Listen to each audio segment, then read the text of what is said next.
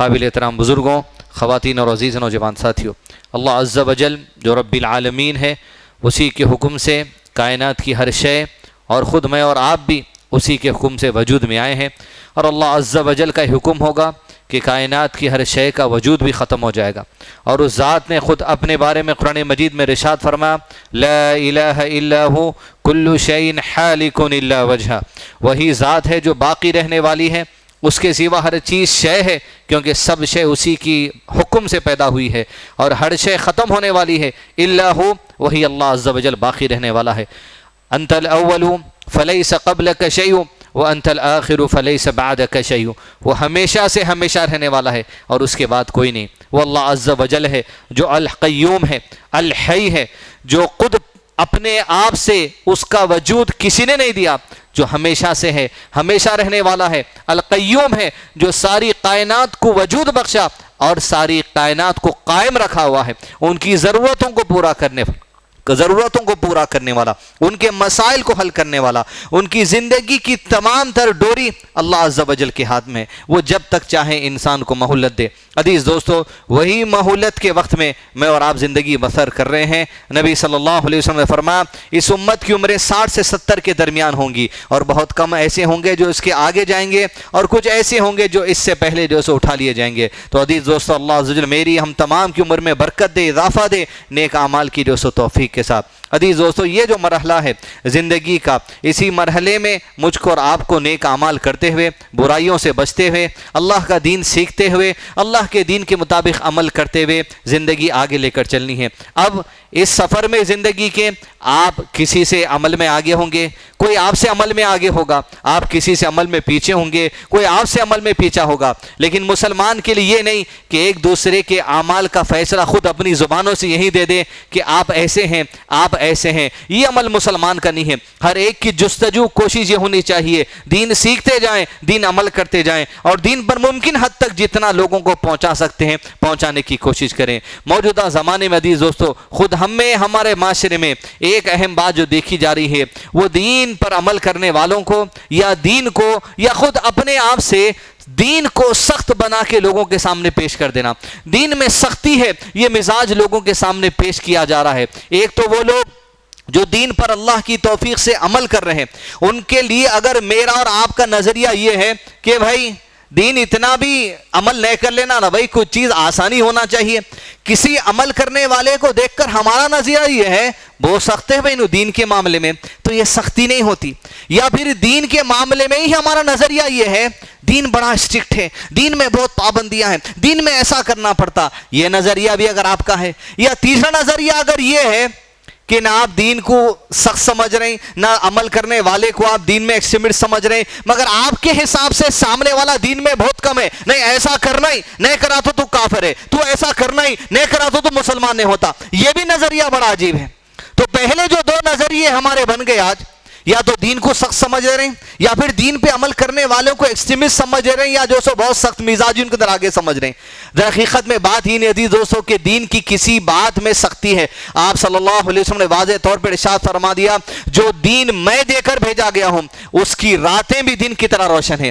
اتنی پیاری اور آسان بات آپ صلی اللہ علیہ وسلم نے ارشاد فرمائی کہ رات کے وقت میں اور دن کے وقت میں کام کرنے میں بڑا فرق ہوتا ہے۔ جو آسانی دن کے وقت میں ہوتی ہے کام کرنے کے لیے، وہ آسانی رات کے وقت میں نہیں ہوتی، چاہے آپ جتنی لائٹنگ لگا لیجئے، لیکن آسانی اللہ عز و جل دن کے وقت میں رکھا ہے۔ دین کے تمام امور، جس زندگی کا چھوٹے سے چھوٹا مسئلہ یا بڑے سے بڑا مسئلہ، معاشرے کا مسئلہ، خاندانی مسئلہ، گھریلو مسئلہ، میاں بیوی کا مسئلہ، بینکنگ نظام کا مسئلہ، سیاسی مسئلہ، کوئی مسئلہ تم لے لو، یہ دین میں واضح ایسے ہی تمہیں سمجھ آ جائے گی بات، جیسے دن کے اجالے میں کوئی بات سمجھ نہیں آتی ہے، ویسے دین کا ہر مسئلہ دن کے اجالے میں سمجھنے آنے والے جیسا صاف اور شفاف ہے۔ عزیز دوستو، الدین سہل، یہ دین آسانی کا نام ہے، اس لیے کہ جس دین کو اللہ عز و جل نے میرے اور آپ کے چنا ہے وہ وہ دین کا نام اسلام ہے. اسلام خود سلامتی سے, یہ مذہب عظیم ہے, یہ مذہب و عظمت والا ہے جو ضروع زمین پر پہلے دن سے آسانی دنیا کے سامنے پھیلا رہا ہے.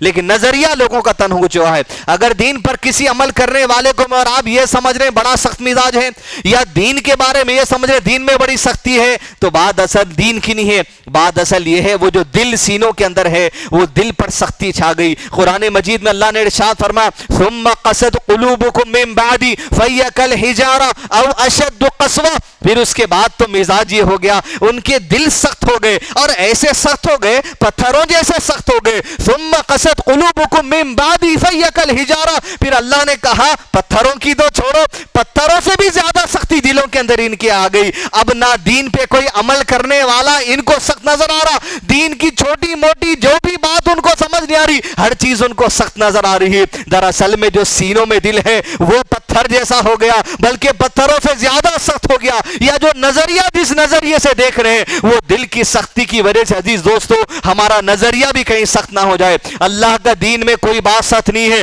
یہ بہتان ہوگا اللہ کی ذات پر, یہ بہتان ہوگا شریعت پر, یہ انگلی اٹھانے والی بات ہو جائے گی دین میں بڑی سختی ہے, دین پر عمل کرنے والا بڑا سخت ہے, یہ عظیم بہتان ہو جائے گا. عزیز دوستو, زبان کو قابو میں رکھیں. دل کی جو سختی ہو گئی ہے, اس سختی کو مجھ کو اور آپ کو دور کرنے کی کوشش ہے. ثم قست قلوبکم, دل جب سخت ہو جاتا تو آپ کو دین پہ عمل کرنے والے بھی بڑے سخت دکھتے, یا دین کی کوئی بھی بات آپ کو بھلے چھوٹی کیوں نہ ہو بڑی سخت دکھتی. ارے آئی بروز نہیں بنانا کہتے بھئی یہ کیسا دین ہے. آپ ایک بات کو دین کی اتنی سخت نظریے سے دیکھ لیے, آپ کو دین سخت نظر آ رہا. آئی بروز کے معاملے میں وہ دل سخت ہو گیا کہ اتنی بات پہ عمل کرنے قدم آگے نہیں بڑھ رہے ہیں آپ کے. پینچے ٹخنوں کے اوپر بھائی مسجد میں آخر مول لیتے نا, مسجد کے باہر کو چھوڑ لیتے نا, کیا بگڑ جا رہا. آپ کو پینچے اب سخت نظر آ رہے ہیں, 1 انچ سخت نظر آ رہا. وہ دل کی سختی عزیز دوستو, دین کی بات پہ جو سو انگلی اٹھانے کا معاملہ نہیں ہو سکتا. ثم قست قلوبکم من بعد فہی کالحجارہ واشد قسوہ. پتھروں سے زیادہ سختی کی مثال اب اور کیا ہے. 1 انچ پینچا چڑھانے کے لیے جو سو دل جو سو سخت ہو گیا, آنکھوں کے اوپر کے بال بنانے کے لیے ہاتھ آگے بڑھنے چھوٹ رہے ہیں. ثم قست قلوبکم من بعد, دل کی سختی ہے یہ, دین کی سختی نہیں. اور عزیز دوستو, کئی وجہ ہوتی ہیں یہ آپ کا نظریہ اور ہمارا نظریہ دل کی سختی کی. 3 وجوہات احادیث اور قرآن سے, اس کے علاوہ اور بھی ہے لیکن وقت کی مناسبت سے 3. پہلی وجہ یہ حدیث دوستو, ہم یہ سمجھ رہے ہیں کوئی عمرہ کو جا رہے ہیں, کوئی حج کو جا رہے ہیں, اور آپ بول دے رہے ہیں ذرا ہمارے واسطے بھی دعا کریے بھائی, ذرا ہم کو بھی ہدایت ہو جاؤ بلکہ دعا کرو بھائی. جہاں دعا چل رہی بول رہے ہیں ہمارے واسطے بھی دعا کریے بھائی. یہ ہم یہ سمجھ رہے ہیں ہدایت ایک ایسی چیز ہے آسمان سے جاتے رہتی, آپ بیٹھے رہنا, فون میں بیٹھے ہوئے, اخبار میں بیٹھے ہوئے, میگزین میں بیٹھے ہوئے, سوشل میڈیا پہ بیٹھے ہوئے, اچانک آپ تبدیل ہو کے مولانا بن کے گھر سے نکلنا, آپ کا یہ مزاج بن گیا. ہم سمجھ رہے ہیں ہدایت آ جاتی بیٹھ جاتی, اپن اپنی زندگی میں چلتے رہو. یہ سخت مزاجی اس وقت تک نہیں بدل سکتی جب تک کہ ہمارے قدم آگے نہیں بڑھ سکتے. اس لیے کہ حدیث میں اللہ کے نبی صلی اللہ علیہ وسلم نے واضح طور پر ارشاد فرما دیا, جب بندہ اپنے رب کی طرف چل کر جاتا ہے تو اللہ دوڑ کر بندے کی طرف آتا ہے. علامہ شیخ عثیمین رحمہ اللہ نے کہا یہ دوڑ کے آنے کا مطلب یہ ہے کہ اللہ اس بندے پر ہدایت کے دروازوں کو جو سو کھول دیتا ہے. اور ہدایت کے دروازے کھلوانے کے لیے صرف اہدنا الصراط المستقیم سورہ فاتحہ نماز میں پڑھ لینا نہیں چل سکتا. یہ اہدنا الصراط المستقیم پڑھتے ہوئے صراط کو ٹٹولنا پڑے گا, صراط کی طرف چلنا پڑے گا. صراط سے مراد علم ہے, صراط سے مراد عمل ہے. اصول علم میں بھی آگے بڑھنا پڑے گا, عمل کے میدان میں بھی آگے بڑھنے گا. اس کے ساتھ ساتھ آپ بولیے اہدنا الصراط المستقیم. عزیز دوستو, علم اور عمل ضروری ہے. بیٹھے رہیں گے, یہی وجہ آج سخت نظریہ جو مسلمانوں کے اندر بن رہا دین اور دین والوں کے لیے, اس کی وجہ یہ ہے آپ قدم آگے بڑھا رہے نہیں, آپ دین سیکھنے نکل رہے نہیں, آپ عمل سیکھنے سمجھنے نکل رہے نہیں. جو آپ کر رہے ہیں, جو اب تک سیکھ گئے سنتے سناتے, ان کو دیکھتے ان کو دیکھتے, بسم اللہ چلا چھٹی 40واں 10واں 11ویں, آپ اسی کو دین سمجھ گئے. اور سامنے والا جو حقیقی دین پہ عمل کرنے کی کوشش کر رہا اس کو آپ سمجھ رہے ہیں بڑا سخت ہے. نہیں, ثم قست قلوبکم, یہ دل سخت ہو گیا جس دل کے نظریے سے تم سامنے والوں کو دیکھ رہے ہو. ایک یہ وجہ ہے. دوسری وجہ قرآن مجید سورہ عنکبوت کے آیت نمبر 38 میں اللہ نے ارشاد فرمایا اعوذ باللہ من الشیطان الرجیم وعادا وثمود وقد تبین لکم من مساکنہم وزین لهم الشیطان اعمالهم فصدهم عن السبیل وکانوا مستبصرین. یہ دوسری وجہ. پہلی وجہ تو ہم ختم نہیں بنا رہے اور نظریہ سخت ہو گیا. دوسری وجہ یہ ہے کہ عاد اور سمود کے بارے میں اللہ نے ارشاد فرمایا بڑے ہی ہونہار تھے, بڑے ہی ہوشیار تھے, عقل مند تھے, سمجھدار تھے, ٹیکنالوجی تھی, علم دیا گیا تھا, مگر اللہ عز و جل کے خلاف تکبر کرنے لگے. اور وجہ یہ بن گئی ان کی سختی کی, ان کے نظریے کی, کہ شیطان نے ان کے ہر برے اعمال کو خوشنما بنا کے ان کے سامنے پیش کر دیا. آج دوسری وجہ, کسی کو آپ یا دین کو آپ سخت نظریے ہمارا سمجھ رہے تو آپ کی سختی یہ چکی ہے کہ آپ جو غلط کر رہے ہیں شیطان آپ کو وہی خوشنما بن کے بتا دیا.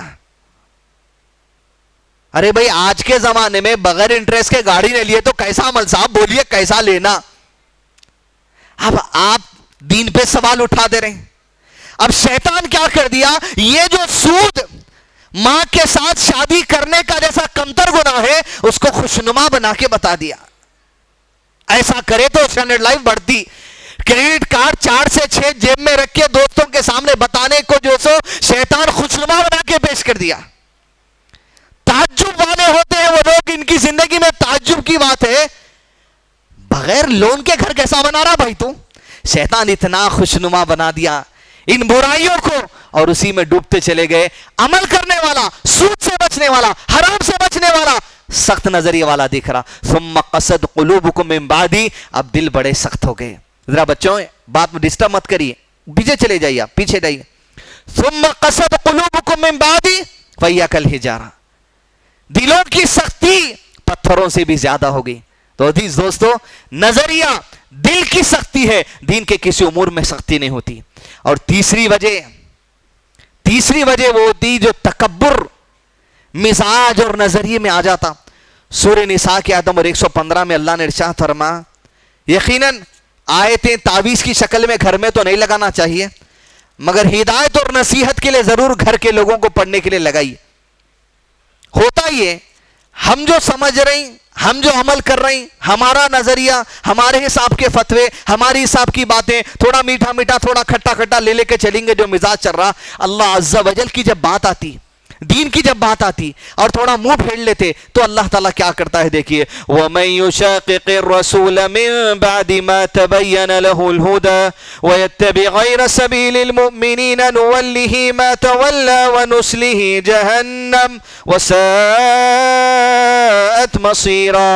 کہ جن لوگوں کے سامنے اللہ کی بات پیش کی جاتی ہے, رسول اللہ صلی اللہ علیہ وسلم کی بات پیش کی جاتی ہے, اور اللہ اور اس کے رسول کا طریقہ آ جاتا ہے, مومنوں کا طریقہ آ جاتا ہے. اس آیت میں مومنوں سے مراد سب سے پہلے صحابہ کرام کا طریقہ ہے, سلف صالحین کا طریقہ ہے, حقیقی اہل السنہ والجماعت کا طریقہ ہے جو صحابہ کرام ہے. جب اللہ کی بات, رسول اللہ صلی اللہ علیہ وسلم کی بات اور صحابہ کا نظریہ آ جاتا ہے, صحابہ کا منہج آ جاتا ہے, میتھڈالوجی آ جاتی ہے, سلف صالحین کا طریقہ آ جاتا ہے, یہ لوگ منہ پھیر لیتے ہیں. ارے بھئی یہ کیسی سخت مزاجی والی بات ہے. اللہ کی بات, رسول اللہ علیہ وسلم کی بات, صحابہ کی بات سخت دکھ رہی, جب منہ پھیر لیتے ہیں تو اللہ ارشاد فرماتا ہے نُوَلِّهِ مَا تَوَلَّى وَنُصْلِهِ جَهَنَّمَ, پھر ہم ان کو ادھر ہی موڑ دیتے ہیں جدھر وہ چلنے کو پسند کرتے ہیں, اور وہ طریقہ نُصْلِهِ جَهَنَّمَ, جہنم میں لے جانے والا ہے. وہ ساعت مسیرہ, اور جہنم تو ہمیشہ رہنے کی جگہ ہے. منہج صحابہ کا انکار, صحابہ کے طریقے کو سخت سمجھنا, سلف صالحین کے طریقے کو سخت سمجھنا, تو اللہ پھر تم کو ادھر موڑ دیتا جدھر تم آسانی سمجھ رہے. وہ ساعت مسیرہ, وہ راستہ جہنم میں لے کر جائے گا. دل کی سختی, نظریے کی سختی, اس کو حل کرنا پڑے گا صحابہ کے منہج کو سامنے رکھ کر, کتاب اللہ کو سامنے رکھ کر, نبی صلی اللہ علیہ وسلم کی سنت اور فقہ کو سامنے رکھ کر, یہ سامنے رکھتے ہوئے قدم آگے بڑھانا پڑے گا صحابہ کے منہج کی طرف, قرآن و سنت کی طرف. بیٹھے بٹھائے ایک جگہ آپ کو ہدایت ہونے والی نہیں ہے, قدم اٹھانا پڑے گا, بڑھنا پڑے گا آگے. اور جن نظریے کو ہم اطمینان دے لیے ہیں اپنی جگہ پر کہ بھئی ہم صحیح ہیں, سامنے والا سخت ہے, تو یہ شیطان آپ کے برے اعمال کو اچھا کر کے بتا دیا ہے. جائزہ قرآن سنت صحابہ کے منہج سے لینے کی مجھ کو اور آپ کو ضرورت ہے. دین سخت ہے تو دین کی آسانی بھی آپ سنیے. اس لیے کہ آپ دین آج تک پڑھے نہیں، اگر سمجھے نہیں اگر، تو دین پھر سختی دکھائی دیں گا۔ دین کی آسانی کیا ہے، دین کیسے احکامات کو اپنے بندوں کے سامنے پیش کرتا ہے اللہ عز و جل، کتنی آسانی، جس درجے پہ جا سکتا ہے انسان جا کے دین سے فائدہ اٹھائے۔ ابو ہریرہ رضی اللہ عنہ کہتے ہیں، بخاری شریف کی حدیث ہے کہ میں اللہ کے نبی صلی اللہ علیہ وسلم کے ساتھ کچھ صحابہ کرام کے ساتھ بیٹھا تھا، روزے کی حالت میں دوڑتے ہوئے ایک صحابی آئے، کہا اللہ کے نبی صلی اللہ علیہ وسلم میں ہلاک ہو گیا۔ مطلب دستور کلچر میں یہ تھا کہ بڑا گناہ جب ہو جاتا تو یہ کہتے کہ میں ہلاک ہو گیا، یعنی میری آخرت کے کئی معاملات تباہ ہو گئی، یہ مراد۔ آپ صلی اللہ علیہ وسلم کے بعد وہ آدمی آیا، ابو ہریرہ حدیث نوٹ کرنا شروع کر دی، حدیث لکھتے چلے جا رہے ہیں، ایک ایک حرکت ڈسکشن ادھر ہو رہا اور حدیث محفوظ ہو رہی۔ فرمایا آپ صلی اللہ علیہ وسلم نے، اے اللہ کے بندے کس چیز نے تجھے ہلاک کر دیا ہے؟ کہا آپ صلی اللہ علیہ وسلم، میں روزے کی حالت میں بیوی سے ہم بستری کر لیا، جماع کر لیا۔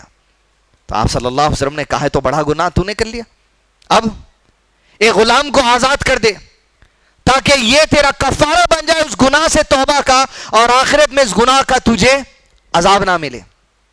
تو کہا اللہ کے نبی صلی اللہ علیہ وسلم اتنی تو اپنی استطاعت نہیں ہے کہ غلام کو خریدیں بولی لگا کر اور چھوڑ دیں، میری یہ تو استطاعت نہیں ہے۔ ایک بات دی گئی ہے، دین کی آسانیاں، ٹھیک ہے 2 مہینے کے لگاتار روزے رکھ لے۔ بولا اللہ کے نبی صلی اللہ علیہ وسلم جس میں اتنی طاقت نہیں ہے کہ مسلسل نان سٹاپ 2 مہینے کے روزے رکھوں، اس لیے کہ شرط ہی ایک بھی روزہ بیچ میں چھوٹ گیا تو پھر 2 مہینے کے لگاتار رہنا، میرے میں اتنی طاقت نہیں ہے۔ دوسری آسانی بھی نہیں لے سکا، تیسری آسانی آئی، کم سے کم یہ کر دے ایک وقت کا کھانا 60 مسکینوں کو کھلا دے۔ کہ اللہ کے نبی صلی اللہ علیہ وسلم اتنا پیسہ میرے پاس نہیں ہے، بس یہ کہنا تھا، دین کے یہ احکامات اس عمر میں تھے۔ اب دیکھنے والے کو دیکھے گا، ارے غریب آدمی پہ کیا دین کا جو سو بوجھ ہے، بھائی بیچارہ نہیں کر سکتا تھا تو کیا اب غلطی ہو گئی، اب آخرت میں عذاب بھگتیں گا انہیں۔ یہ نظریہ جس کا ہے وہ پہلے دین سیکھو، دوری جب تک ہے سختی بڑھتے جائے گی۔ وہ بیٹھا ہے، کچھ دیر کے بعد اللہ کے نبی صلی اللہ علیہ وسلم نے کہا، کہاں ہے وہ شخص جس کے اوپر کفارہ دینا لازم ہے، دین کی ایک اور آسانی اس کے لیے آئی ہے، ذرا بلا تو لاؤ اسے بلایا گیا، وہ آیا اللہ کے نبی صلی اللہ علیہ وسلم کے بعد بیٹھ کر ٹھہر کر۔ اسی وقت آپ صلی اللہ علیہ وسلم کے بعد مسجد نبوی میں لوگوں میں صدقے کے طور پر بانٹنے کے لیے ایک بٹی میں کھجور لائے گئے۔ آپ صلی اللہ علیہ وسلم نے کہا، یہ کھجور کی بٹی لے اور مسکینوں میں بانٹ دے جتنا بچ سکتا، اللہ تیرے کفارے کو قبول کر لے گا۔ 60 کی بھی بات نہیں ہے۔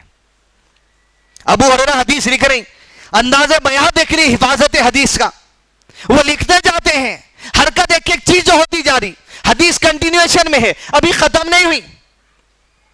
وہ جب کھجور کی بٹی لیا اور اللہ کے نبی صلی اللہ علیہ وسلم کو دیکھتا ہے، اور پیچھے جو وادی تھی 2 پہاڑوں کے درمیان مدینے کی بستی بسی ہوئی تھی، وہ اس بستی کی طرف دیکھ کر کہتا ہے اللہ کے نبی صلی اللہ علیہ وسلم، یہ کھجور کی بٹی آپ کہتے ہیں کہ بستی میں غریبوں کو بانٹ دوں، یہ آپ جو اور میری آپ کی آنکھوں سے جو ہم بستی کو دیکھ رہے ہیں اللہ کے نبی صلی اللہ علیہ وسلم، ساری مدینے کی اس ساری بستی میں مجھ سے زیادہ کوئی اور غریب نہیں رہتا یہاں پر۔